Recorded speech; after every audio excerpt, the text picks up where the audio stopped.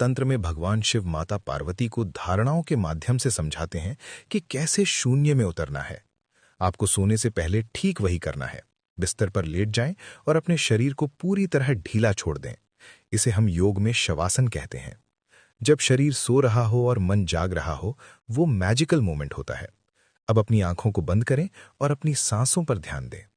जैसे ही आपका मन शांत होने लगे, अपने आप से वो एक सवाल पूछें जिसका जवाब आप चाहते हैं। ये सवाल आपकी करियर के बारे में हो सकता है, आपके रिश्तों के बारे में हो सकता है, या आपकी सेहत के बारे में। लेकिन यहाँ सबसे बड़ी गलती जो 99% लोग करते हैं वो ये है कि सवाल पूछने के बाद वो खुद ही उसका जवाब सोचने लगते हैं। आपको ये नहीं करना है। आपको लॉजिकल माइंड का इस्तेमाल नहीं करना है। बस सवाल को मन में रखें, जैसे कि आप किसी अंधेरे कमरे में टॉर्च जला रहे हो। सवाल को बीज की तरह अपने दिमाग में रोक दें और फिर साक्षी भाव में आ जाएं। साक्षी भाव का मतलब है विटनेस कॉन्शियसनेस। बस ऑब्जर्व करें, बिना किसी जजमेंट के, बिना किसी बेचैनी के। भगवद गीता में भगवान श्री कृष्ण कहते हैं कि जो कर्म फल की चिंता किए बिना कर्म करता है वही योगी है। यहां आपका कर्म है सवाल पूछना और सो जाना।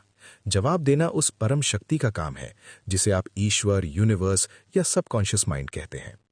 जब आप सवाल पूछकर शांत हो जाते हैं तो आपका दिमाग उस सवाल को एक पहेली की तरह नहीं, बल्कि एक कमांड की तरह लेता है। साइकोलॉजी में एक टर्म है ज़ाइगर्निक इफेक्ट, जिसका मतलब है कि हमारा दिमाग अधूरी चीजों को याद रखता है। जब आप सवाल पूछकर बिना जवाब ढूंढे सो जाते हैं तो आपका दिमाग पूरी रात उस पर काम करता है। न्यूरॉन्स के नए कनेक्शंस बनते हैं, पुराने डेटा को स्कैन किया जाता है। आपका सबकॉन्शियस माइंड आपकी पुरानी यादों, आपके अनुभवों और उस यूनिवर्सल नॉलेज बैंक से कनेक्ट करता है जहां दुनिया के हर सवाल का जवाब मौजूद है। वेदों में इसे हिरण्य गर्भ कहा गया है, वो सुनहरा गर्भ जहां से सब कुछ उत्पन्न होता है। ये प्रोसेस इतना पावरफुल है कि कई बार आपको सपने में ही जवाब मिल जाएगा, या फिर अगले दिन सुबह उठते ही आपके दिमाग में एक अचानक आइडिया आएगा जिसे हम एपिफेनी कहते हैं। कई बार ऐसा होगा कि आप किसी से बात कर रहे होंगे और अचानक उसके मुंह से आपको अपना जवाब मिल जाएगा। ये कोई चमत्कार नहीं है, ये क्वांटम फिजिक्स है। जब आप एक फ्रीक्वेंसी सेट करके सोते हैं तो ये यूनिवर्स उसी फ्रीक्वेंसी की चीजों को आपकी तरफ खींचना शुरू कर देता है।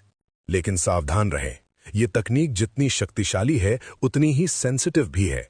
अगर आप डाउट के साथ या डर के साथ सवाल पूछेंगे तो ये काम नहीं करेगा। उपनिषदों में कहा गया है, भावो ही विद्यते देवः, यानी भावना में ही देवता का वास है। अगर आपकी फीलिंग में डाउट है तो आप यूनिवर्स को कंफ्यूज्ड सिग्नल भेज रहे हैं। आपको ऐसे पूछना है जैसे एक छोटा बच्चा अपनी माँ से पूछता है। उसे पूरा भरोसा होता है कि माँ उसे जो भी देगी वो उसके लिए सही होगा। इस भरोसे को ही श्रद्धा कहा गया है।